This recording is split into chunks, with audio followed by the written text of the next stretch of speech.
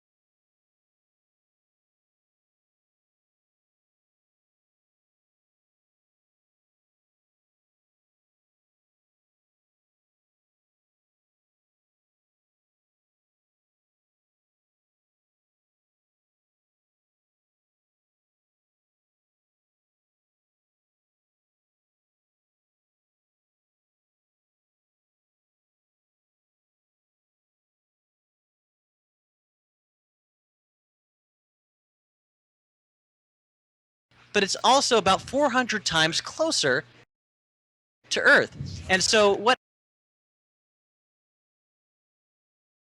happens there is that we get a total solar eclipse where we see that these objects actually seem so similar to each other in size in the night sky, but well, they're actually so vastly different. And so because we have that really magical proportion, that it's this very special event that we can see. We just happen to be, because over millions of years, you won't get solar eclipses anymore because those magic proportions, that 400. Absolutely. Yeah, I actually just calculated that earlier on today. So the moon is actually moving away from us at a speed of about an inch or about 3 centimeters a year. It's really a Speedy Gonzales over there. And what it needs to get about 17,000, I believe, kilometers away for us to no longer experience a total solar eclipse. And so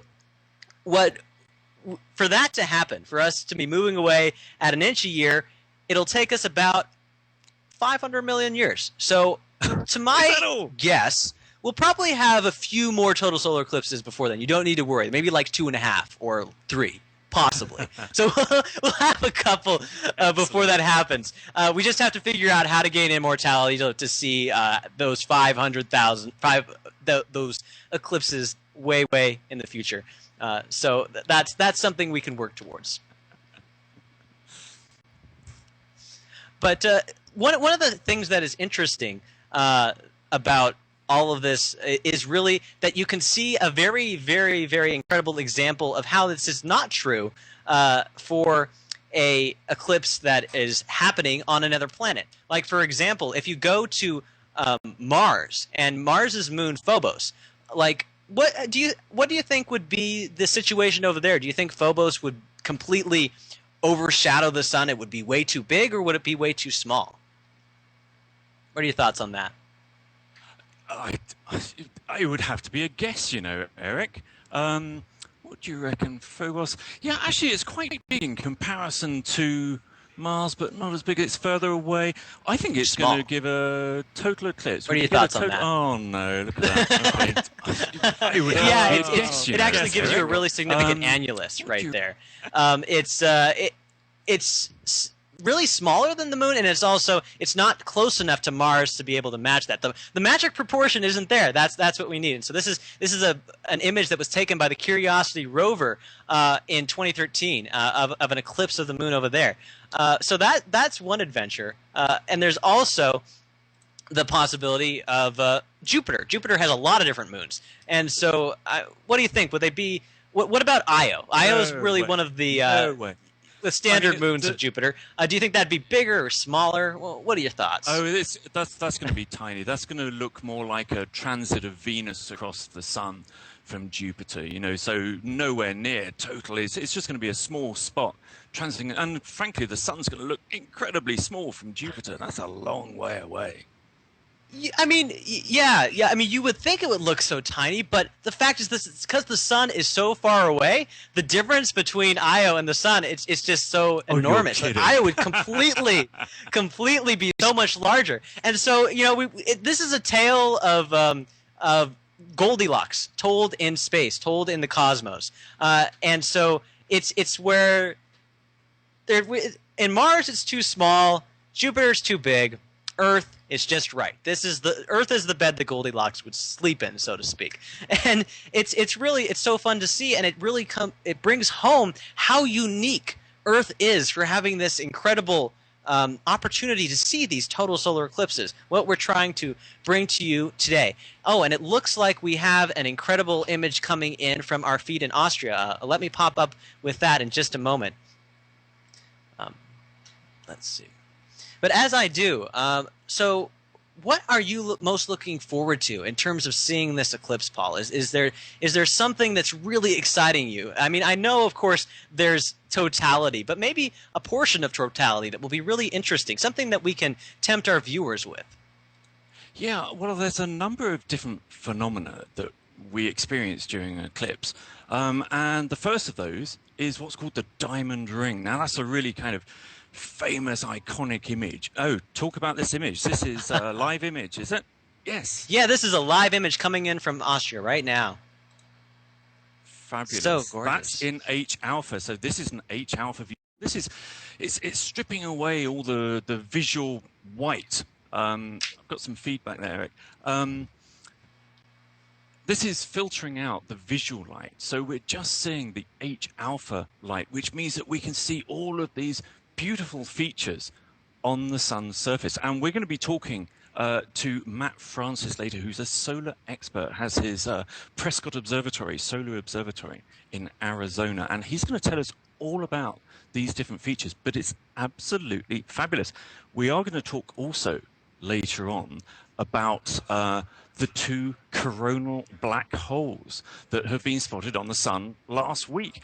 These are enormous dark patches on the sun, which actually caused the geomagnetic storm that we experienced a few days ago, which is why everybody was able to view the aurora, or people who wouldn't normally see the aurora were able to.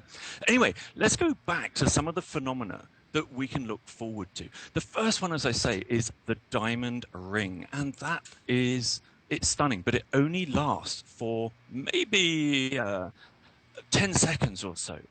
And it's just before the moon totally covers the sun. But then we get another exciting thing to see. We start to see Bailey's beads. And these are, the surface of the moon, as we know, is cratered and it's rough, and there are mountain ranges and valley. And it's where the sun just pops out through all of those valleys, through all of those, through all of the valleys. Sorry, I was being a little bit distracted there. Sorry there, Eric. Oh, no problem at all. But I think we just got a great Twitter question that I think would be great to discuss here, that I'm just bringing up, from Theo, where he's asking, why does looking at the sun in an eclipse harm our eyes?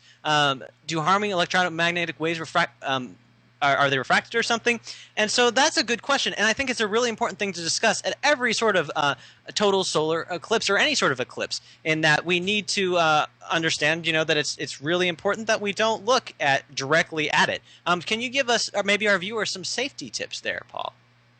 Yeah, absolutely. I mean, an eclipse is no different to normal everyday life when the sun's out. You don't even look at it directly, even with sunglasses on. If you're going to watch the eclipse today, you have to have a pair of eclipse glasses, or you have to use another method that we're going to explain to you. Yeah, eclipse glasses are the things to have. If not, you can get 2 pieces of card or paper, make a hole in one of them, hold that up to the sun, and project the sun through onto the rear piece of paper. And you have to move it backwards and forwards to get it into focus. But what you'll see is this perfect image of the sun with a little crescent cut out of it where the moon is.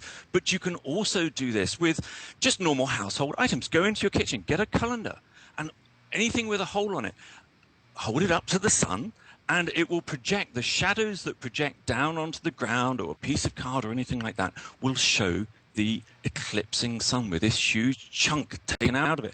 So that's a really safe way of doing it. If you haven't got any of those things handy, let's say you're out in the countryside and you're close to some trees. The shadows cast by the tree onto the ground during an eclipse will also cast these little crescent suns, which is absolutely fabulous. So there's a whole number of ways to look at the eclipse visually, but you don't do it in any way without eye protection. Now, there's one slight omission from that, and that is at totality.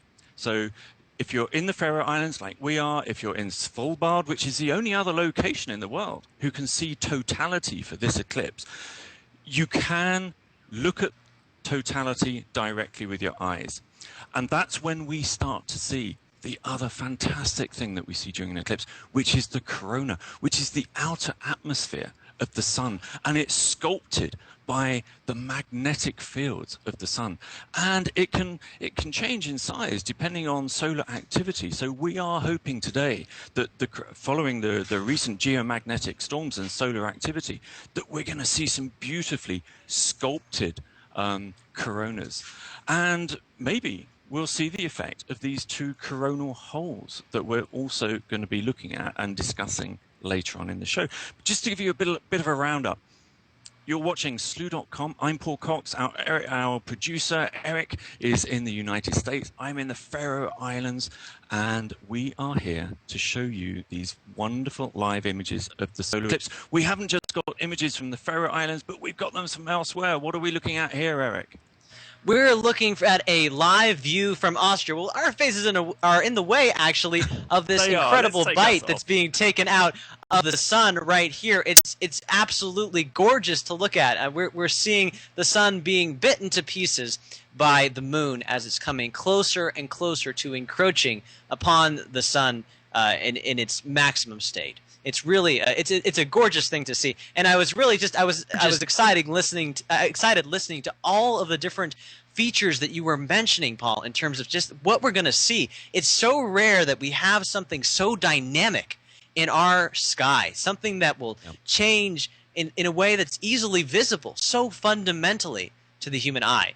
And it's there's something really that we can, sorry, Eric, there's something that we can see now on this H alpha image that otherwise, without this kind of filtered image, we could only see it during totality, and that's called a prominence, right? And just to the left of the sun, you can see a little white kind of jet coming off, and that's a prominence. So that's going to be really cool, because at totality, we're going to be able to see that visually with our eyes.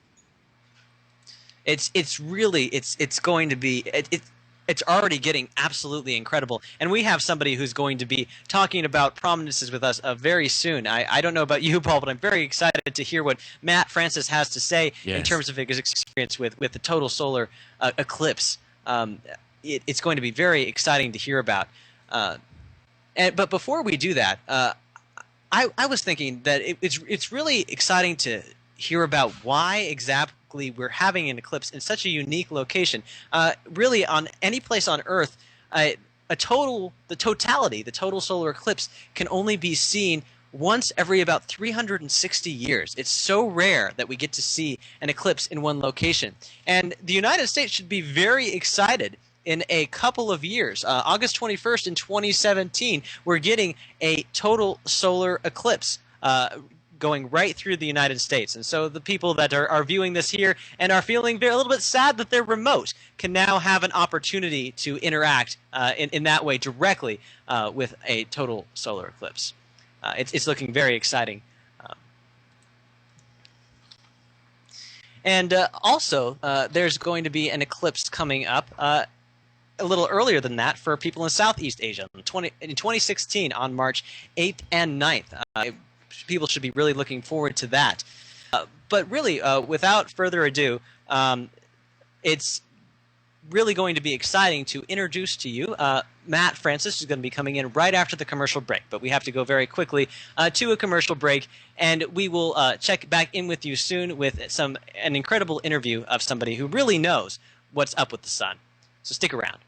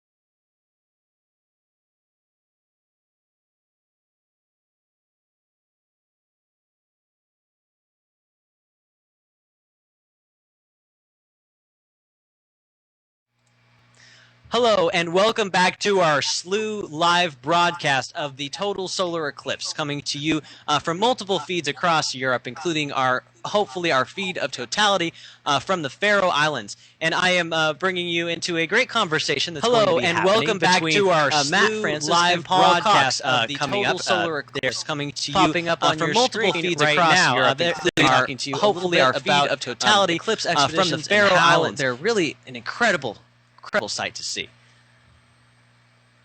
Okay, well, thank you, Eric. Matt, welcome to the show. How are you? Thank you, Paul. It's great to be here. Good to see you again. I'm doing great. It's a little early in the morning for me, but I'm still around. Exactly. I was going to say you're talking from Arizona, aren't you? And it's 4 o'clock in the morning there or something? It's 2 o'clock in the morning right now. Wow. Well, thank you very much for staying up late. And, we can maybe talk about why you can't see the eclipse there, but we can see the eclipse over here. But first of all, Matt, you're a bit of a veteran, aren't you? With you've got a couple of eclipses under your belt now? I have actually one total solar eclipse under my belt. And this was Australia, was it? Yeah, exactly. That was Australia with Bob Berman. And it's funny, Paul, because before I had seen that eclipse, Bob had asked me if I had ever seen an eclipse. And like most people, I said, well, when I was a kid in school, I saw an eclipse. And he asked me about it, and I kind of told him, and he said, oh, you haven't seen a total solar eclipse, or you would know exactly what I'm talking about. Bob has said exactly the same thing to me. So from your experience, now that you witnessed totality, is it really that much different to witnessing a partial eclipse versus a total eclipse? I wouldn't even put it in the same phenomenon. It's completely different. And as as emphatic as Bob was in his description of a total solar eclipse, you know how sometimes when people are so excited about what they're telling you, you kind of assume they're exaggerating. And that's what I thought, in my head, Bob was probably doing. I didn't really expect it to be as fantastic and spectacular as he was describing. But I'll tell you, when we got to Australia and it actually happened, it was even better than what he said. It was beyond description. Fantastic. Oh, that's amazing, Matt. And so what we've got here is this particular eclipse that we're watching today. Most of Europe can witness the partial eclipse, and that's what we're looking at the moment. We've got this live alpha image, special filtered image from Austria, which is pretty cool. But they're not going to see totality there. There are only 2 places in the world today which are going to witness totality, and that's the Faroe Islands, where I'm reporting from, and also another small group of islands, Norwegian islands called Svalbard. So this Australia eclipse that you went to, Matt, you gave us some fantastic live images. What was the build-up like? Was there a lot of kind of expectation and anticipation for this? Norwegian islands called Svalbard. It was actually pretty stressful, Paul. I went out the night before the eclipse, and I set up all my equipment, and I imaged the sun going down. It was rather cloudy that evening, and the forecast for the next day wasn't really that much better than the day before. So I was very nervous. And we got out there before sunrise, the day of the eclipse, set up all the equipment, and there were a lot of clouds. It was very nerve-wracking, and there were a lot of people hovering around my equipment on the beach. I know that feeling. I'm surrounded by my equipment, and as soon as I hear a footstep anywhere near, I start shaking and ready to jump in front of it to protect it. Right, exactly. You've come so far. You don't want anything to go wrong. Yeah. Now, do you think you'll go to another eclipse, which I've already decided to do? I'm going to go to an eclipse, and I'm deliberately not going to take a laptop, a camera, or anything with me.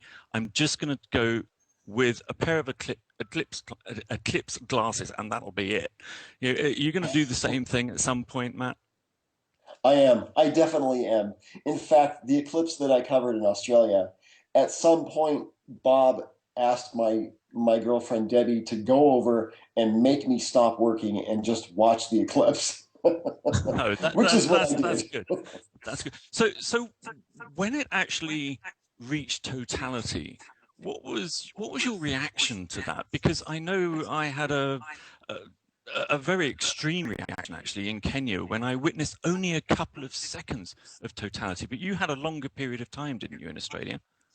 Yeah, we did. We had quite a while, and it was. I don't even think I can describe it. What I can say is that, what I would say to people watching this, I would say before the eclipse, instead of talking to people and socializing, I would almost try to find a quiet spot on your own and look around, look at your environment, and really try to take in what's happening at the time.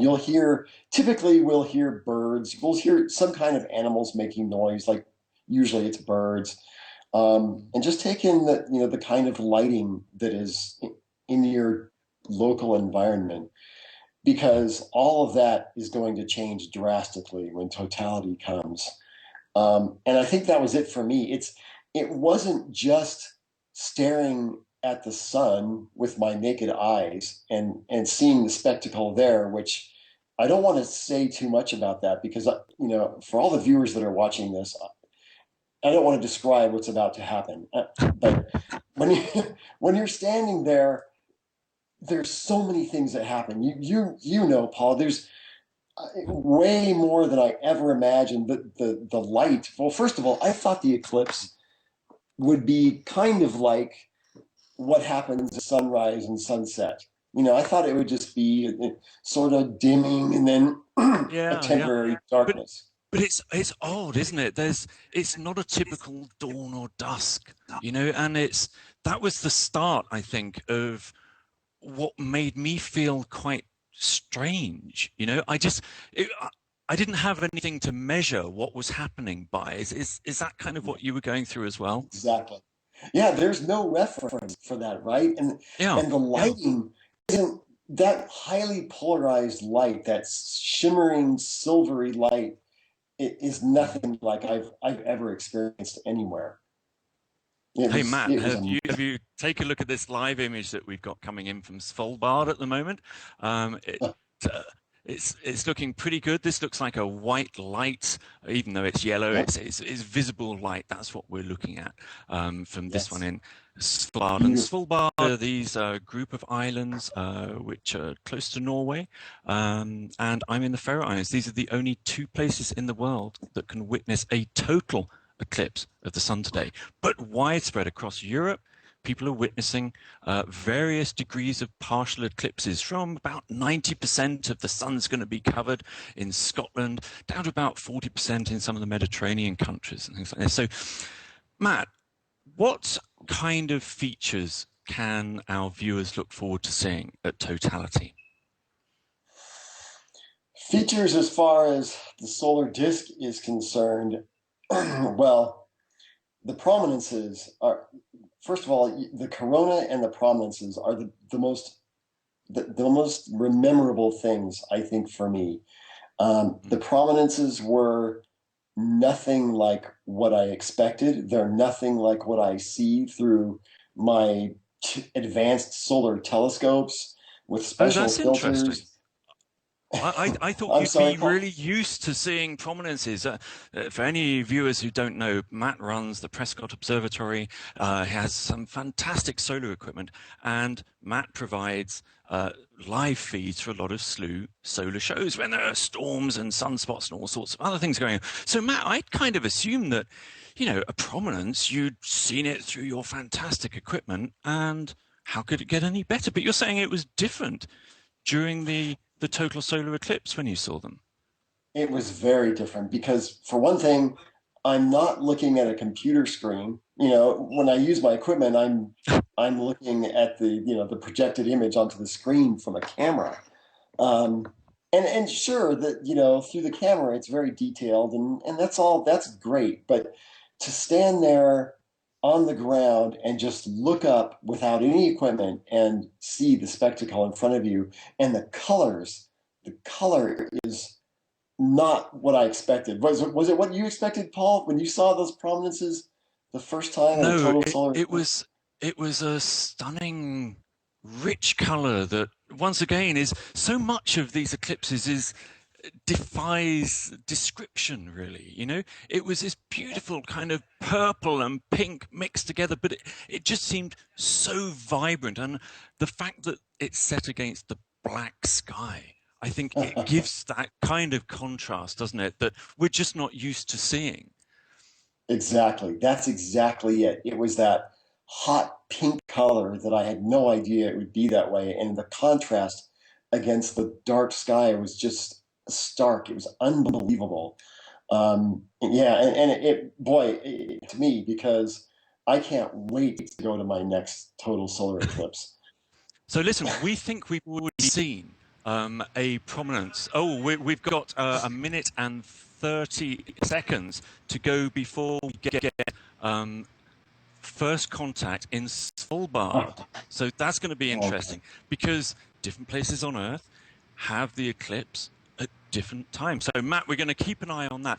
But just explain to viewers what is a prominence, because we will see one later on, because we've already seen in one of the H alpha views there is a prominence coming off the left-hand side of the sun. So what is it? What are we looking at there?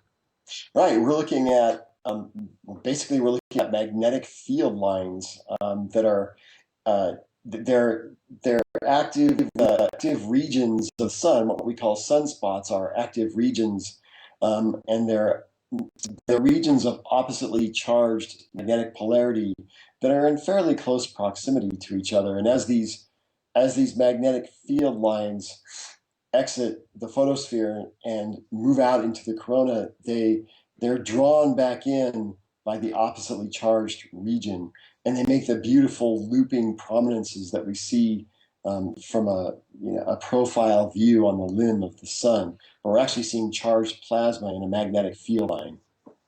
And these are massive structures, aren't they? I mean, they would engulf the Earth if we were any closer to it. Yeah, exactly. Many of them are many times the size of a few Earths to several Earths, depending on how large.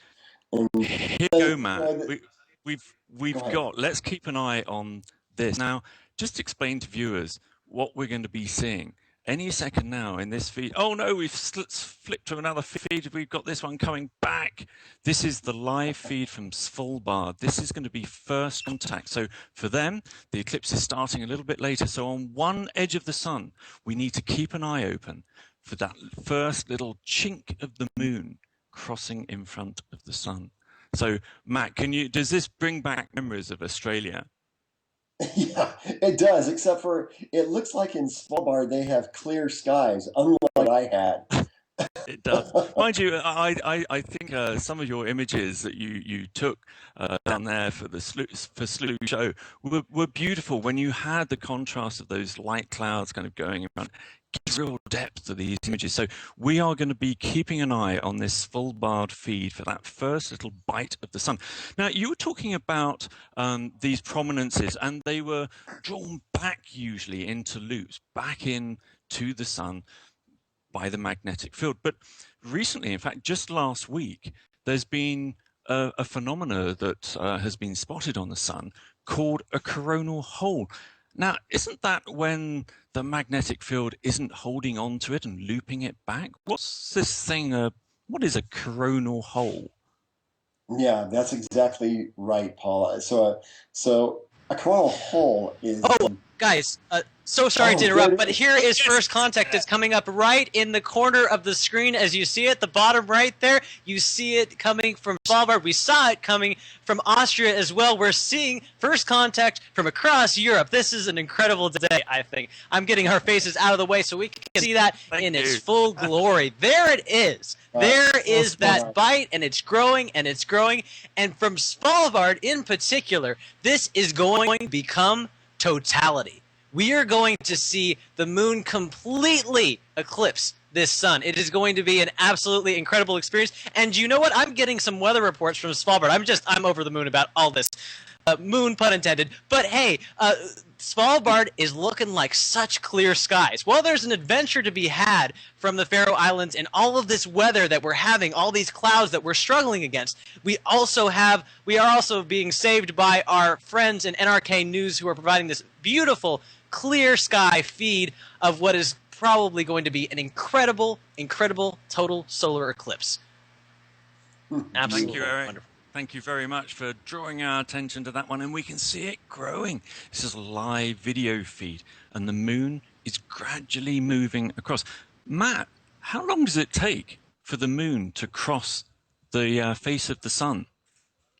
That's a good question, Paul. I I don't know how long. How long? Do you know how long this eclipse will take? The moon normally moves its own diameter distance in about an hour. So that means that we tend to have, the eclipse is going to be lasting for 2 hours. So first contact, it moves over for the entire sun and then moves off. And we're going to bring everybody live images of the whole event back to coronal holes, because you monitor a lot of solar activity with your observatory, Matt. So what happened with these coronal holes, and was it connected with the geomagnetic storm which gave us such fabulous views of the aurora in Iceland? Yeah, so these coronal holes, we think that we're over the solar maximum, and we're starting on the downside of that. And the coronal holes typically show up more often around now, like right after solar maximum is when there are a more frequent coronal holes, and they can be basically they're a region on the sun that is less dense, and this less dense region has a lack of opposing magnetic poles. So that's oppositely charged polarity region. And because of the lack of these opposing polar regions, there's nothing to pull these huge magnetic field lines back towards the sun. So what they do is they exit the sun and they go far out into the solar system. And they provide a kind of a super highway, if you will, for the continuous outflow of high-speed solar wind. So when a coronal hole forms and it's facing Earth, that's when we can get really, really good auroras. And I think, as you know, this particular eclipse promises to have the potential for some really spectacular auroras while the eclipse is in totality. Just looking back now on this, Matt, we're just seeing this fabulous live feed from NRK News in Svalbard.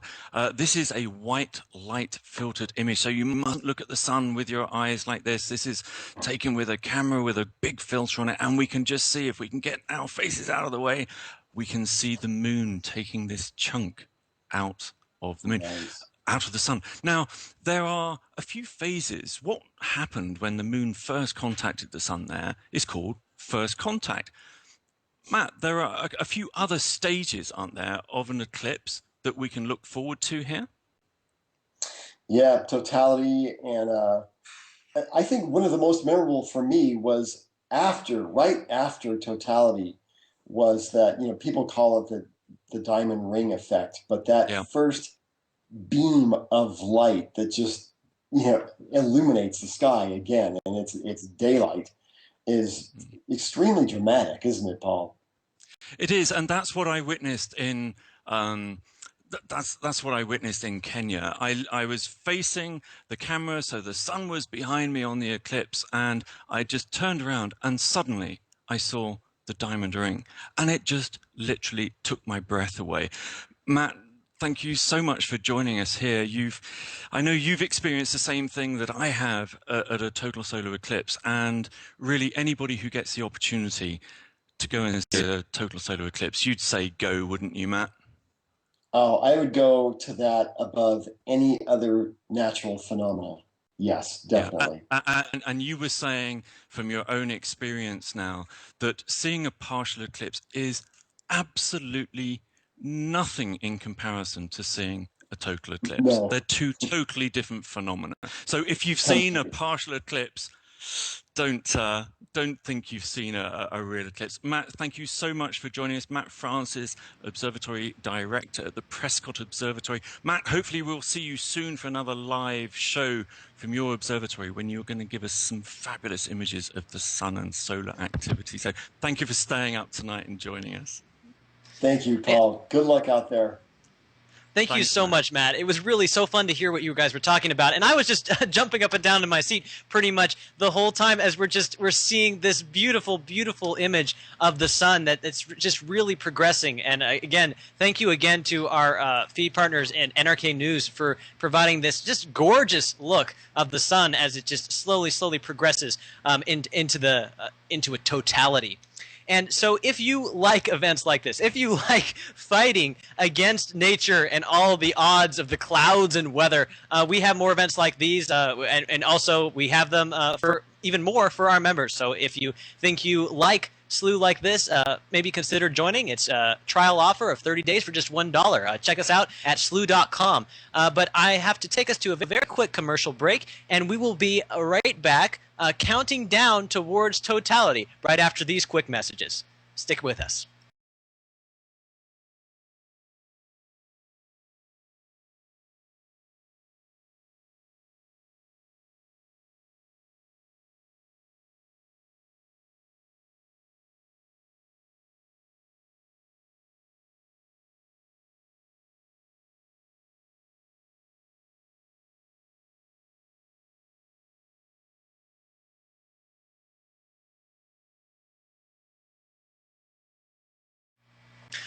Hi, and welcome back to SLU's live broadcast coverage of the 2015 total solar eclipse. This is an absolutely incredible event. It's an event not to miss. I know my friends in the American time zones, you're staying up really late to watch this. We are so grateful that you're getting maybe a little sleepy on a weekday, but trust me, this is an event that's going to be worth it, and we have this incredible feed. We've just witnessed first contact only a few minutes back, and now the moon is encroaching onto the sun, and I'm going to put down another countdown clock. We've had a couple countdown clocks this evening, but this one is a particularly fun one. Have any idea as to what this one might be about, Paul?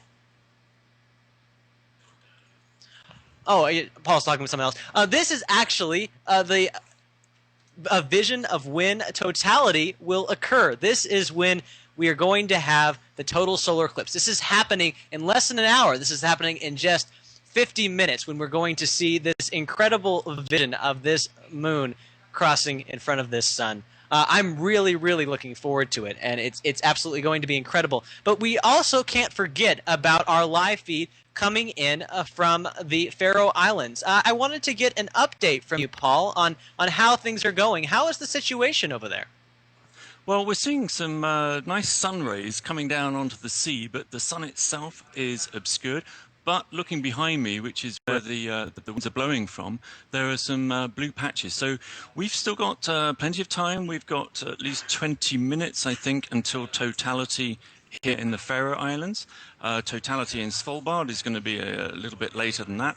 As you say, the countdown clock's there. So, yes, it's a little bit cloudy here, I'm afraid. I see a wall of white. Is the sun somewhere there? Has it just disappeared? Has the sun just completely disappeared from the Faroe Island? Has it ran away? Has it given up? Absolutely. I can guarantee you the sun is in this image. It's just hidden behind the grey cloud which is hovering over the horizon. So we have an interesting dichotomy tonight, is that we have one feed where we can play a bit of hide and seek. We can try and spot the sun, see the little peaks, the rays of light that are coming through. This is our challenge. This is our adventure. This is where we're going. And then we have this feed that is absolutely being spoon-fed to us by NHK News. It's going to be a great, great adventure to see just all the phases of the total solar eclipse in such pristine clarity. It's going to be an absolutely gorgeous roller coaster to watch. And so we have the high stress, high stakes, and we have just the beauty in your face. I think it's great that we have both of these just to really take advantage of. And yeah, here's the other one coming up right here. It's absolutely beautiful. An even larger chunk of the moon taken out, of the sun taken out. Wow, this is looking absolutely great from Svalbard. So, it really, this really is. This is the advantage. I mean, we pull in feeds from around the world, because look, there are two places, Eric, in the world who can see this eclipse, the Faroe Islands and Svalbard. And we've managed to get feeds from both of them, and which gives us a little bit of weather redundancy for the cloud. So this is really looking good for us from Svalbard. It is, absolutely. And here, I'm just getting a tweet coming in from Crystal, who's talking about it's 2:20 a.m. where she is, and she should be sleeping. But no, you should not be sleeping, Crystal. We are so grateful to you for staying up, for being awake with us. And it's really if this is the night to lose sleep over, yes, this is the one time a year that this is okay. Yep. We're giving you a permission right here on Slew to stay up a little late and to enjoy your time here with us. Because this is an adventure. This is a roller coaster.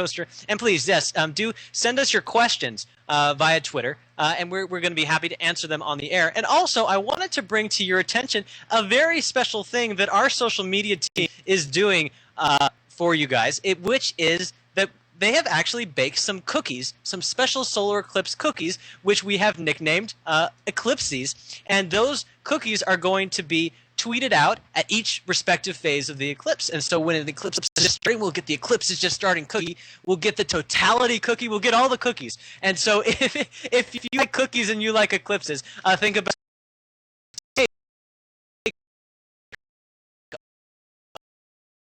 on Facebook. So there's all the pastries, all the foods, all the desserts, and there's a little activity for people to enjoy if you like social media and you like sweets. So there's that. And at the end of that, I was just thinking. Oh, go ahead. I was just thinking, Eric.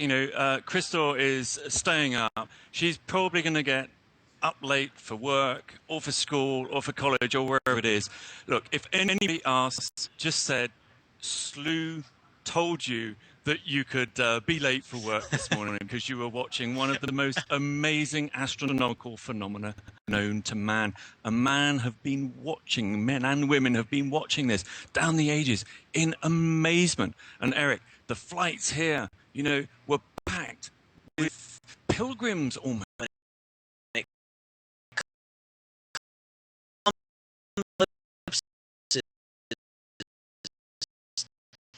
Is just how lucky we are in terms of comprehending, because we're seeing this thing cross in front of the sun in the night sky. But thousands and thousands of years back, when we didn't have a conception of what eclipses were, of what orbits were, and all those different things, it was really an absolute. It must have been a crazy experience for all of a sudden the sky to just turn completely dark. In the middle of the day. It's really, and we understand what it is now, but at the same time, it still holds that same unnerving feeling to it. It's just, this is a really, an absolutely majestic experience, is what I like to think. It is, and I live very close to Stonehenge, Eric, and whenever I see even a part of it, I always imagine back then what those people were witnessing. And trying to comprehend it, as you say, must have been virtually impossible. It's when you witness these things firsthand, it's almost a spiritual experience. So no wonder they made sacrifices to their gods even to bring the sun back. So. Right, right. Because Wow, it's this image from Svalbard is looking fabulous. it is. It's so good. And I mean, one thing that I like to think of with total solar eclipses is it's this period of transition, and that all of a sudden, we have this absolute darkness, this absolute break in the paradigm of day and night, and then we get this incredible return to normalcy. But while we've returned to it, at the same time, it's an experience that is so it affects someone so fundamentally. It really changes them. People that have seen a solar eclipse in person, it's a memory that really, really sticks with them. It's something you can talk about years later that they will recall with passion and visceral emotion. We were just talking to Matt Francis and just hearing him speak about his experience of watching an eclipse. It's just, it makes me jealous, frankly. And I'm really looking forward to seeing this eclipse from Svalbard happen live. It's really going to be a gorgeous experience. It is. Now, we are witnessing here, Eric, a very definite change in the lighting. We are still overcast, but I'm looking out over the sea. In fact, our images should be showing those. And the sun's rays are kind of hitting the sea, but there's something very peculiar about the lighting. It's almost mottled, it's and that has only just been over the last few minutes as we get close to totality here in the Faroe Islands.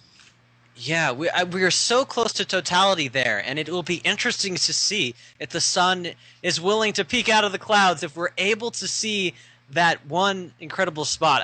This is a war. This is a war with the weather, and I wouldn't venture to say if there were winners or losers, but maybe I should. But I hope that we're on the winning side. That's all I'm going to say about that.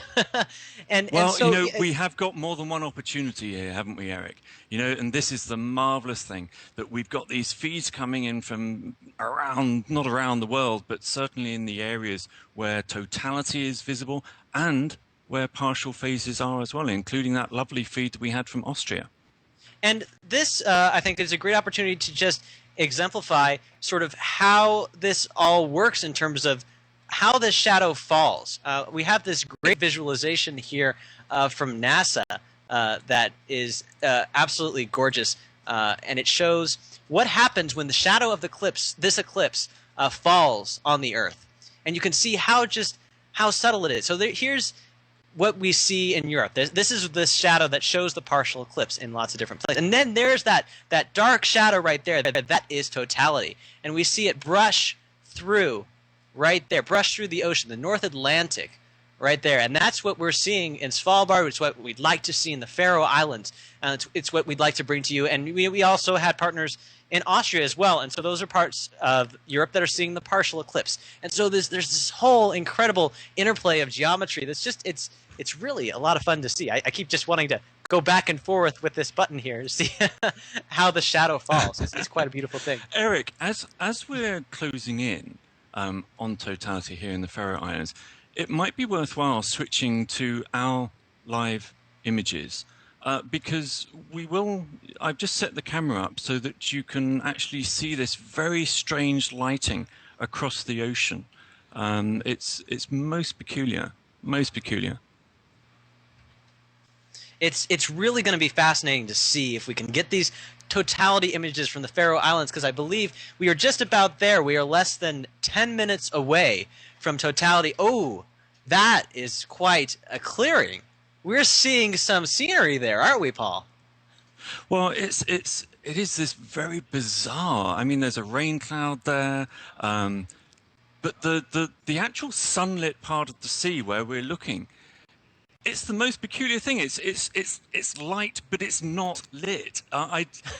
Like so many things when we were talking to Matt, it defies explanation or description. It's the most eerie kind of feeling. It really, it's like, I'm very interested to see if we're going to see it pop out here. But it's so dynamic. This is one thing I'm really enjoying about the Faroe Islands feed, is that there's so much that's happening here, and I really hope that luck is on our side with this one.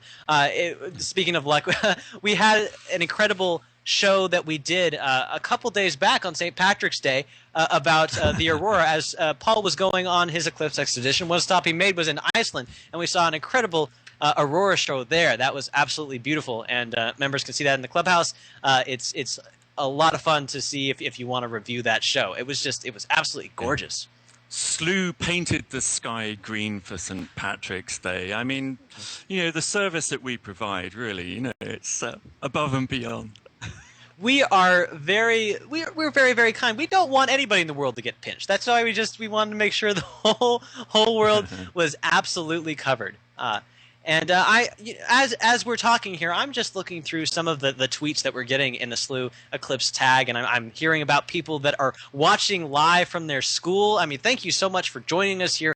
We hope to provide you a entertaining, educational, completely mind-blowing visual experience. As we're looking at multiple feeds, we have this feed of the Faroe Islands, where we're hoping we're going to see totality very soon.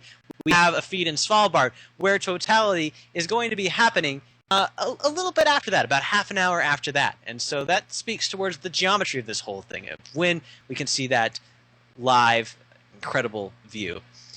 So it's absolutely gorgeous. And what do you think are our chances here at this point, Paul? But what we are seeing is, in these live images, just how the whole environment is changing. You know, the birds outside are probably starting to roost, right? As this, it's not like dusk. It really defies description, but it's obviously getting darker as more and more of the sun is covered by the moon, even beyond the clouds. But now those rays they're still kind of illuminating on the horizon, which you can see that it is really amazing. And just as a juxtaposition between this feed and our other feed, I'm bringing up the Svalbard feed, which is really making a lot of progress here. Let's see. That sun is really been cut out of. Yeah. So, Eric, you explained that the path of totality changes, and that's why in Svalbard they're not seeing the total eclipse at the same time as we are for the West.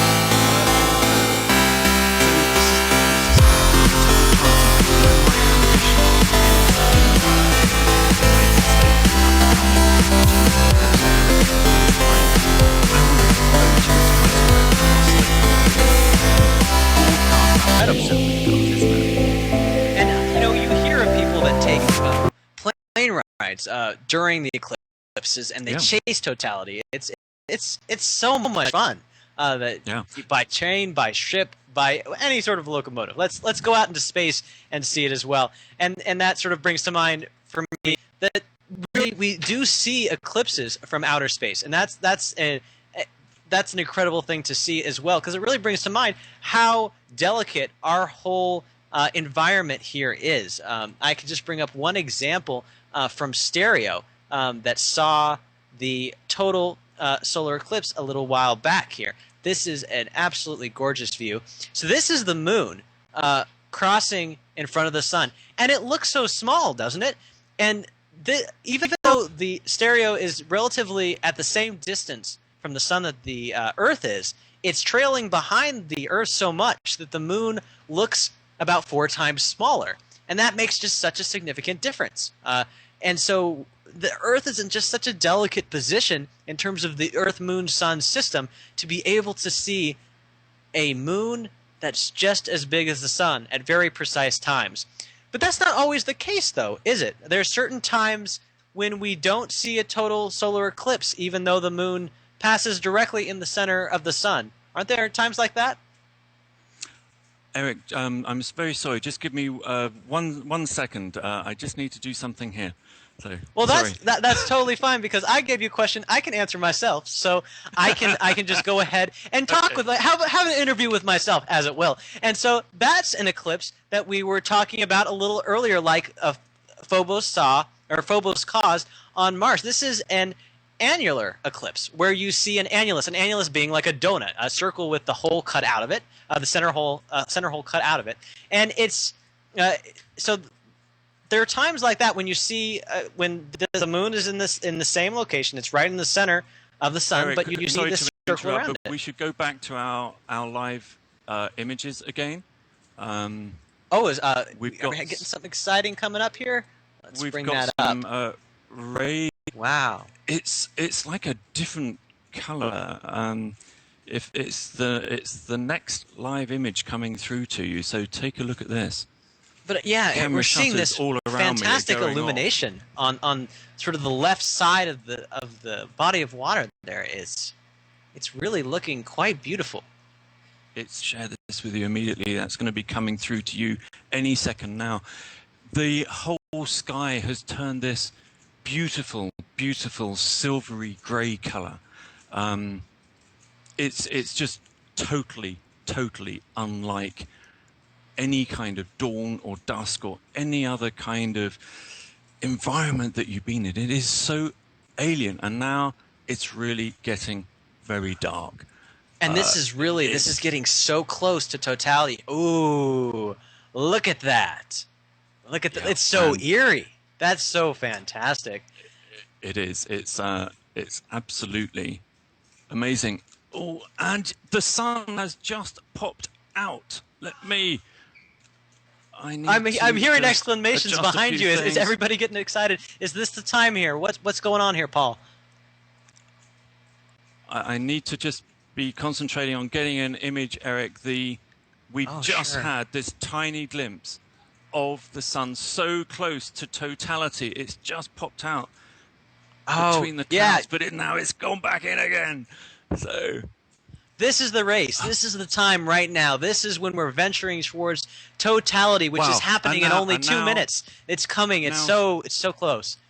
And so this is the time that we're going to race. This is the time that we're going to see if we can get this image. And even if we don't get an image of the sun itself, what it will do to this atmosphere, to this surrounding environment, is going to be so incredibly fascinating. We see already these just eerie patches on the sea, and just the glow and the atmosphere and the environment, that it really speaks to how we see a total solar eclipse, and there's things that are happening in the night sky. There's things that are happening above us, but they're affecting so much what is around us, and what just Eric, look behind me. I'm in darkness. I mean, this room was illuminated 2 minutes ago. We are in absolute total darkness, but the sun is still behind the clouds, so we caught this one tiny glimpse, but it is now, it's like nighttime. It's totally dark here. So that is it, everybody. From the Faroe Islands, Paul Cox is now experiencing totality. We are experiencing totality in a distant way, in a way that we can't exactly precisely see the sun, but don't you worry. We have a feed as well coming in from Svalbard. We'll be experiencing totality from that site soon after that, and that site is clear. But right now we are experiencing this thing, and the whole atmosphere is going dim for you. What is going on over there, Paul? What is this experience? Well, I mean, it's just so quickly, Eric. Sorry, I'm standing up so you can't really see me, but you don't need to. It's more about the description. It was like about 10 seconds. It was like somebody switching off a dimmer switch, and it went from being quite illuminated to nothing. And of course, we've got 2 minutes of totality. So totality is now. So we've got 2 minutes of this, but I can still see over on the horizon, there's a lit horizon, and that's because that's not experiencing totality yet. The shadow of the moon hasn't got that far yet. Wow, this is, I mean, while we're seeing this so removed, we don't actually see the sun here. Experiencing this through your eyes, Paul, I mean, just to be on the ground there, it's got to be incredible. Is everybody more quiet, or are they talking? Wow. What is the mood here? Sorry, now it's just gone up. It's just switched back on again in exactly the same way that it switched off, and suddenly gone back to this silvery light coming out. I mean, if you believe in heaven, then the clouds that I'm seeing at the moment are it. I mean, they're just beautiful silvery color. We've got images coming through to you for this. And now the sun's rays have once again appeared on the horizon. So that was totality. I'm afraid from the Faroe Islands, we didn't actually see the sun, but we saw the amazing visual effect of what's going on around us here. Amazing. Oh, wow. That's just it's so exciting to see. And well, so one thing about this is that it's such an emotional experience. And have you experienced totality before in person, Paul? Only for 2 seconds in Kenya for the Africa eclipse that we covered there. And we have actually got a clear spot coming up here. So we need to keep our eyes open here. But of course, we haven't yet seen the end of totality because we've got this great feed coming in from Svalbard, and they've got clear weather, haven't they, Eric? So we're going to see totality there. When? Yeah. How long have viewers got to wait? Well, so I'm just actually bringing up that, you read my mind. I'm bringing up that countdown clock right here. It's 26 minutes and 53 seconds away from totality, and we see that progression, that it's just about halfway done with in terms of encroaching onto the totality. It started, and it had about an hour that we have to wait between first contact, when it first connects with the side of the sun, and totality. And so it's coming up so very soon, and we really it's beautiful to see this progression of just the moon just eating and eating and eating at the sun, and it's getting there so close. It's just about there. We're really looking forward to it, and having experienced totality now for yourself, Paul, today. How do you think it's going to go, or what more can we expect from Svalbard? Well, we're going to be seeing the corona. We're going to be seeing prominences coming at totality from Svalbard. So we're going to take my description that I just gave there, my audio description of what happened here. We're going to see that and exactly what happens to the sun when it's totally covered by the moon. We are about to see the sun here, Eric. We're about to get a little bit of a clear window. So I'm going to just concentrate on getting us some pictures from here. Oh yeah, absolutely. And so this is the battle, ladies and gentlemen. This is the fight that what's happened here is that, Paul Cox has been with this expedition team on this expedition to this distant, exotic island, and he's flown on multiple planes and faced multiple weather issues and set up all this equipment, and all that ends up the result ends up with this fight, this magnificent battle against the weather, and it's all you can do to roll with the punches and to see what you can absorb, what you can see in terms of totality, what you can't see. I've been on an eclipse expedition before. It wasn't a total eclipse expedition, but it was one where I could see an annular eclipse. It was one where I got to see the donut, essentially. And that was an eclipse where I was able to come along with Dr. Jay Paskoff's Williams College Eclipse Expedition. And it was an incredible sight to see in New Mexico. And there was just a layer of clouds that was right where the eclipse was happening. And it was quite a hard thing to see, because we were all fighting with our cameras to try and see if we could get images of this eclipse as it was happening. And right during totality, that was when the sun hit the cloud bank, and it was just covered in clouds. But that was the time that we had to fight the hardest, and there were groups of people that were just fighting with their cameras and trying to make sure the focus was appropriate. And there were some people that, even though it was covered in clouds, that could see this sliver of the sun and the moon, this annulus, through those clouds. And it was beautiful pictures that they had received through their blood, sweat, and tears. And this is what Paul is going through right now. This is what he is fighting for. This is what he is looking towards. There are so many opportunities right now as this sun is going through the features of an eclipse. He has ample opportunity now to get some incredible shots in, and we're looking forward to seeing what may come out of there, as well as what is going to come out of Svalbard as well. We have this beautiful, beautiful, clear image. It's really absolutely gorgeous to see. I'm going to get our faces out of there again, because what we're starting to see right now is a sun that almost looks like a crescent moon. You know, it's getting into that phase where you just see the Cheshire Cat smile, this bright glimmer as it's being slowly swallowed by this moon as it moves in front of us in the night sky. But there is so much to talk about, so much to see. Very soon right now, we're actually going to be bringing on a very special guest, a film director, Dr. Duncan Kopp. He's going to be coming in with us right after this break to talk to us a little bit more about eclipses and eclipse expeditions and what he's experienced. And as somebody who has a lot of experience in terms of looking at the moon through the camera lens, like what are good ways to visualize this? What are good ways to look at that? And so as this story unfolds, I would ask you again, if you love these sorts of stories, consider joining SLU. We're here at SLU.com, and you can see more content like this just for a trial offer of 30 days for $1. So check us out and see if you might like to become a part of what we are.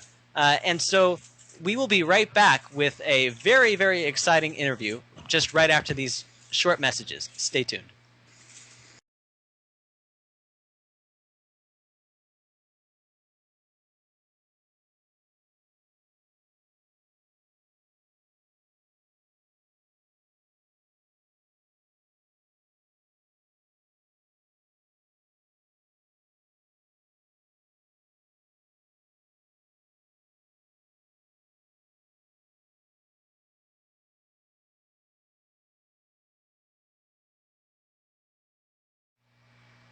Hello and welcome back to SLU's live broadcast of the 2015 total solar eclipse. It's been an incredible rocky ride for us this evening, this morning, this afternoon, wherever you happen to be watching with us. But we are looking right now live at a feed coming out of Svalbard, courtesy of our NRK News, that have very clear skies, and we're looking for totality very soon in just about 20 minutes. And as we're counting down to this exciting moment, I would like to bring on a special guest who's going to join us. This is Dr. Duncan Kopp.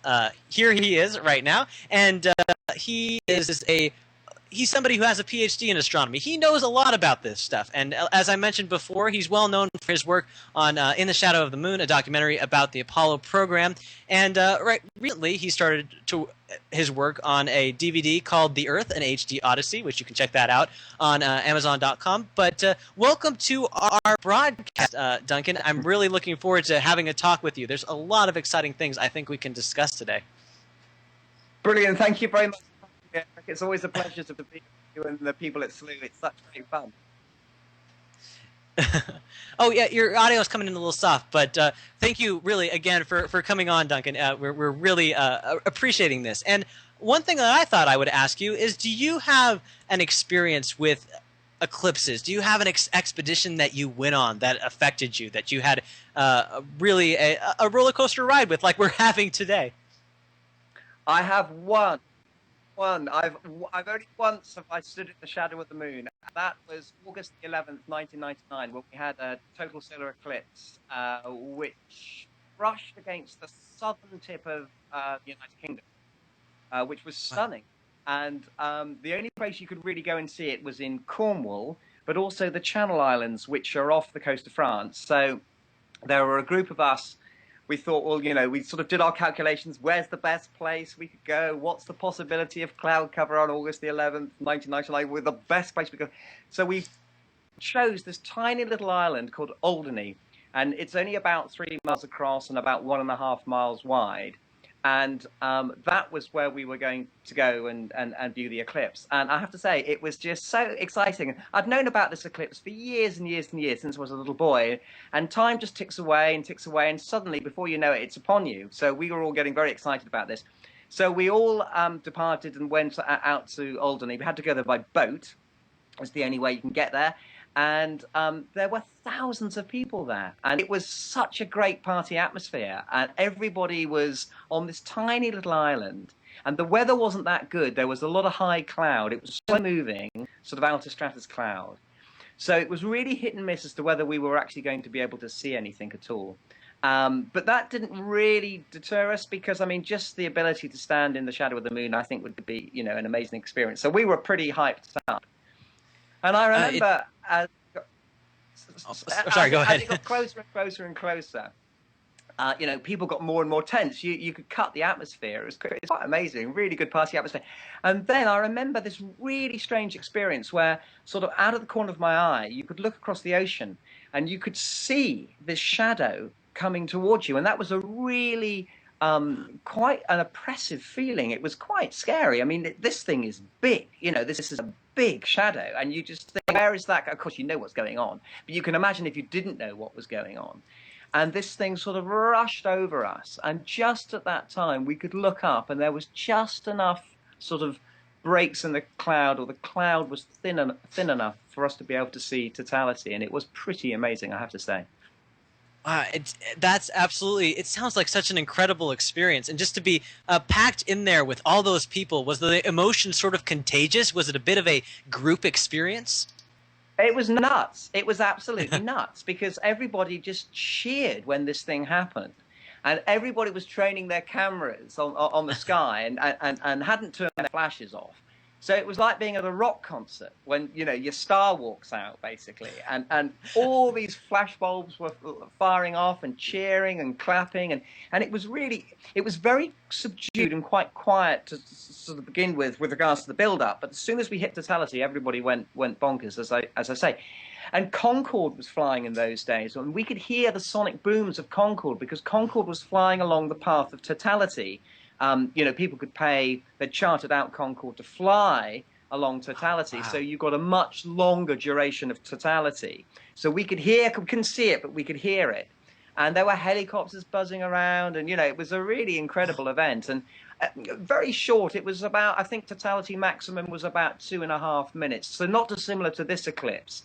But, you know, you're just standing there and you see the corona, and we managed to see a couple of very subtle pink prominences, you know, around the edge, and you just get a view that you just never see before. And it's that amazing thing where you think, well, you know, the moon is so big, and then the sun is so big, but the sun's much further away, and you get this wonderful coincidence, and that's what it is, this perfect coincidence. Of course, it won't last forever, because the sun and the moon are obviously moving. The moon is actually moving away from us, so there'll be a time when we only have annular eclipses and not total solar eclipses. But you just think that's an amazing, amazing coincidence. And it was wonderful. Being there with all your friends and, you know, having some beers and stuff, it was a really fantastic day. It does sound like it. And this a little bit of a tongue-in-cheek question, but since it was right at the turn of the millennium, and, you know, it's a solar eclipse, was there any sort of fanatic, like, fear about this event, because it is something that, you know, strikes people as so dramatic? Is there any, you know, Y2K related rumors about it or anything like that? Y2K, isn't it funny how we forget those things? Yeah, Y2K, that was everywhere at that time. Y2K, the whole world's going to come to an end. It's a bit like the Mayan calendar, you know, in 2012. Y2K, I've not heard that for ages. It's really funny when nothing happened at all.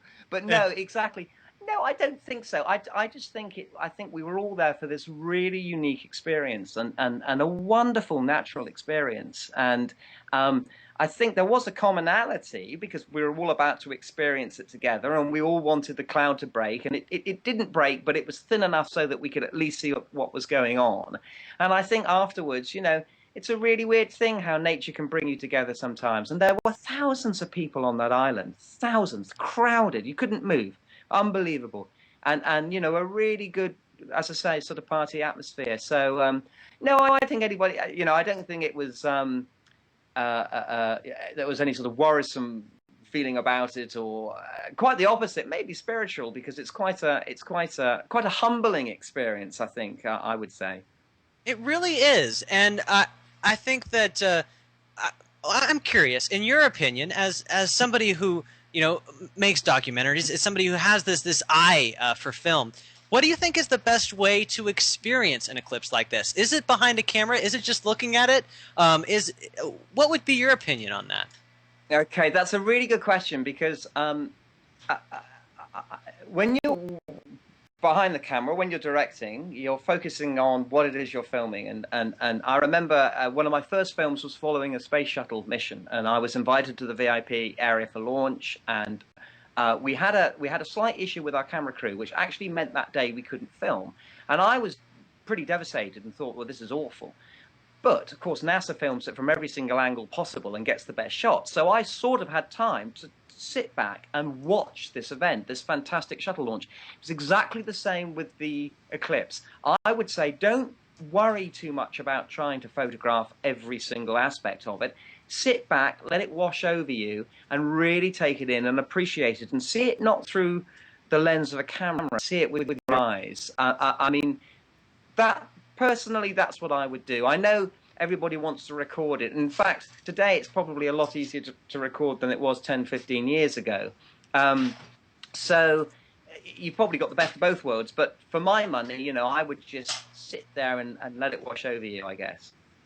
Yeah, and I mean, you bring up a good point. In this day and age, everybody can and does really record it. And so if you don't record it and you sit back and enjoy it, you have this opportunity to sort of see what everybody else is bringing to the table and get that those visuals here as well. I mean, that's what we're trying to do here at SLU, is give you that opportunity so you don't have to travel to these far places, but you can see that from the comfort of your own home.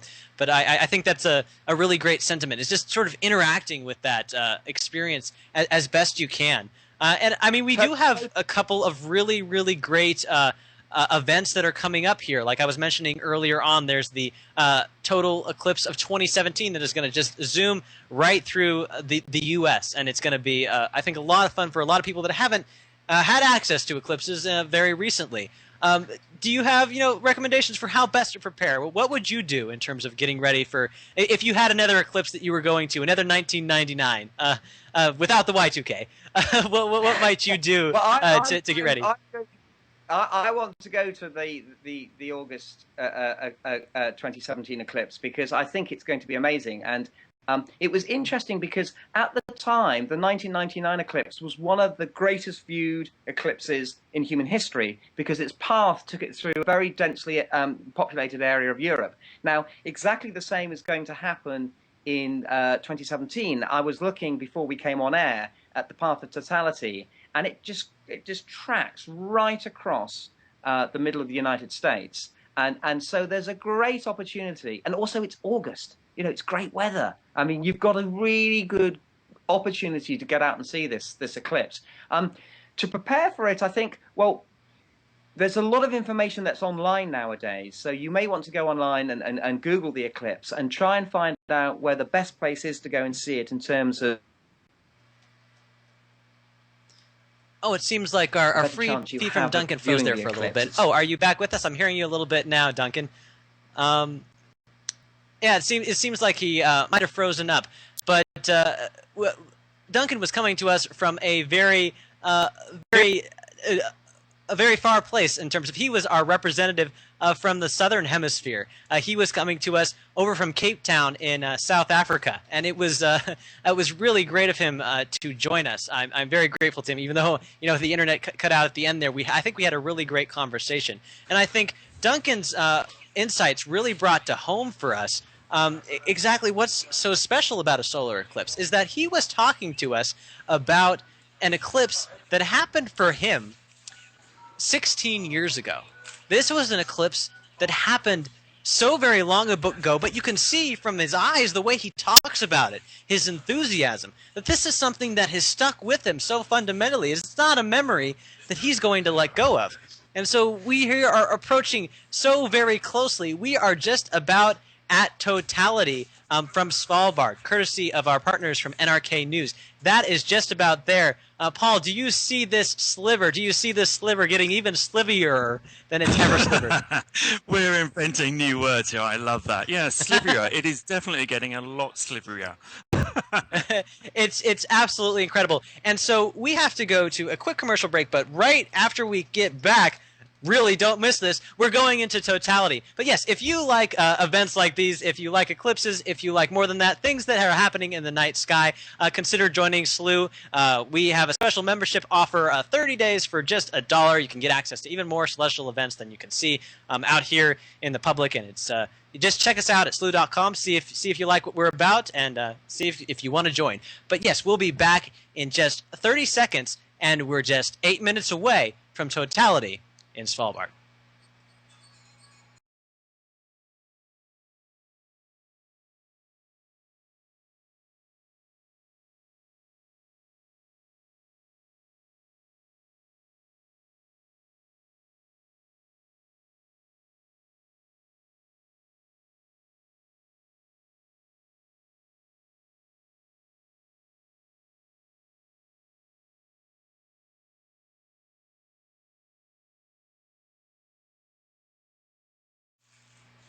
Hello, and welcome back to our broadcast of the total solar eclipse of 2015.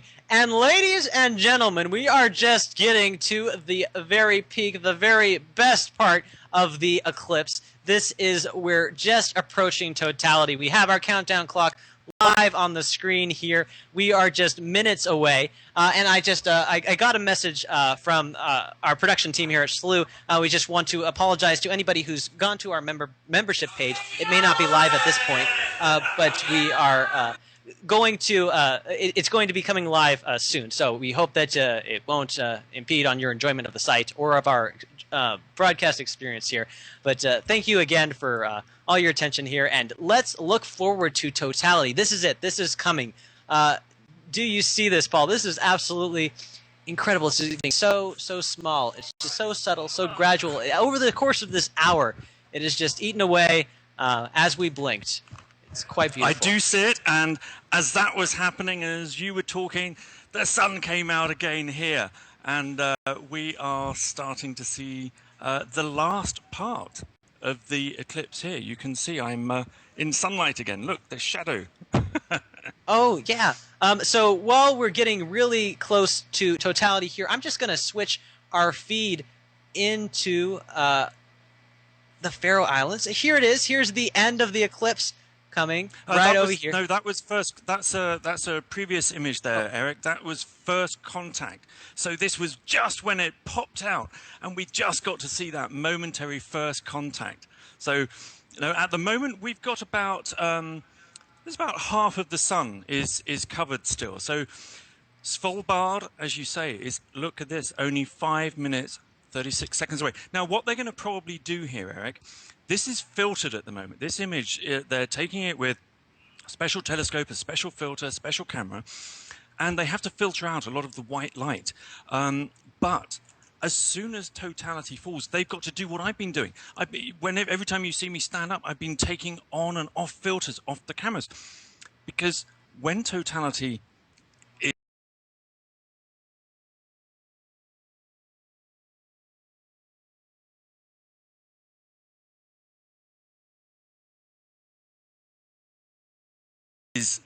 when we're at totality, you have to take those filters off, and that's when we will see this outer ring. Hopefully we'll get to see, if they time it right, we'll see the diamond ring.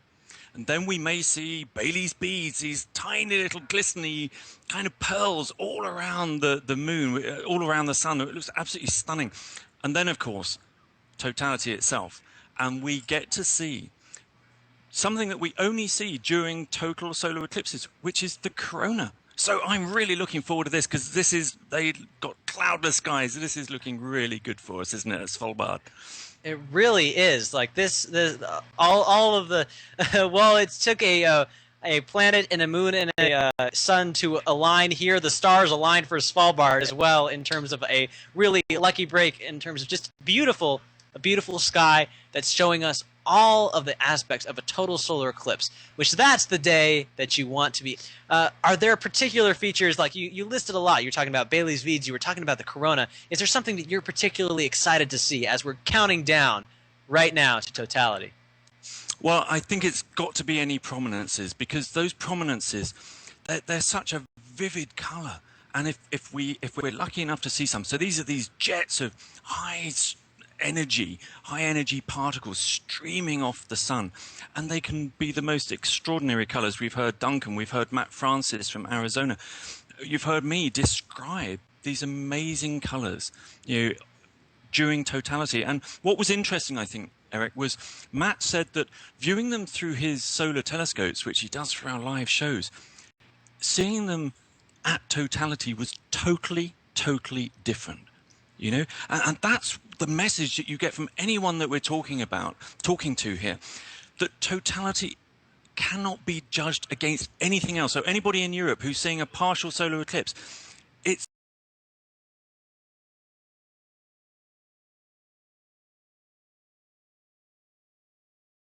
nothing. Matt is saying that is absolutely nothing in comparison to a total solar eclipse. So that's why we're bringing it to the world. If you're not either in the Faroe Islands or Svalbard, you're going to see it here. And here we go. We're only minutes away, 2 minutes and 43 seconds, and we see this sliver getting so tiny and just disappearing, just little specks by little specks, and it's just getting so tiny there. It's an incredible moment. I can't really look away because I think the moment I look away is the moment it's going to disappear. It's getting so close there to totality. Eric, shall we leave our faces off the screen just in case they're going to whip this filter off and we may see the corona? We don't want to have our ugly mug. That's a good idea. Mug in the way. So here we are. Oh wow! 2 minutes from totality in Svalbard. People across the world viewing with us in unison, something that couldn't be done decades before. We are doing something, we are sharing in a celestial event that is only in one place geographically, but for all of us, we can take part of it across the world. And that's such a profound experience. Join us today as we experience totality in Svalbard. Beautiful, Eric. Absolutely beautiful. Minute and a half away. Such a fine crescent, isn't it? Such a fine crescent. It's just a sliver, just a moment away. And it just keeps disappearing slowly, and so quickly, too. It'll be gone in just a moment. But then we get to see the really exciting stuff. This is wonderful, Eric. Just the edge of a sliver. I didn't know a sliver could get that small. We are now a minute away from totality in Svalbard. It's extraordinary how minuscule that is. It is creeping and creeping, and once you think it can't get any smaller, it gets more small. I've never seen this, Eric. I've seen so many, so much footage, so many eclipses when this is happening, but I've never seen this tiny sliver. Now they're probably going to get ready to remove the filter any minute now, so we get to see the sun at totality. This is utterly amazing. It's there. It's there. It's there. It's there. It's there. It's there. It's there. It's there. And it's gone. Right, now, are they going to change the filter for us? Please. We wait and... Oh! Eric, whoa! Goodness. That is utterly fantastic, isn't it? There's the corona. There are the prominences we've been talking about. Wonderful. This is totality from Svalbard. And look at the side, the top left corner, you see hints of the Bailey's beads right there. Isn't that right? Absolutely, and we've got those are the Bailey's beads just disappearing, but we can also see this beautiful corona, the outer atmosphere of the sun, which we can only see during a total eclipse of the sun. We didn't even know about it until people witnessed total solar eclipses. Absolutely stunning images from Svalbard of this total solar eclipse. Ladies and gentlemen, this right now, we are witnessing in its total complete glory what is a total solar eclipse. The complete blocking of the sun from this moon, and it's just flowering. The corona is flowering outward, and it's an incredible sight to see. It's so beautiful. Absolutely stunning. And Just I think actually what we've got there, Eric, is we've got a couple of prominences that are showing up at 9 o'clock and 11 o'clock on the solar disk. Absolutely beautiful.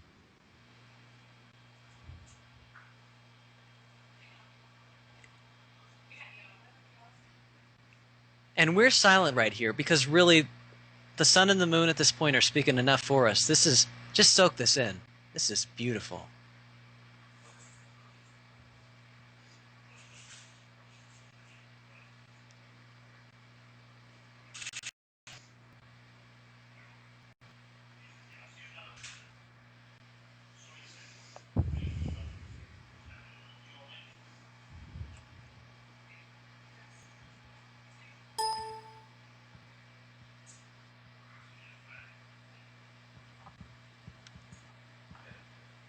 A total solar eclipse is that moment of hush, of awe, as you're seeing something so antithetical to what you've normally seen in the sky.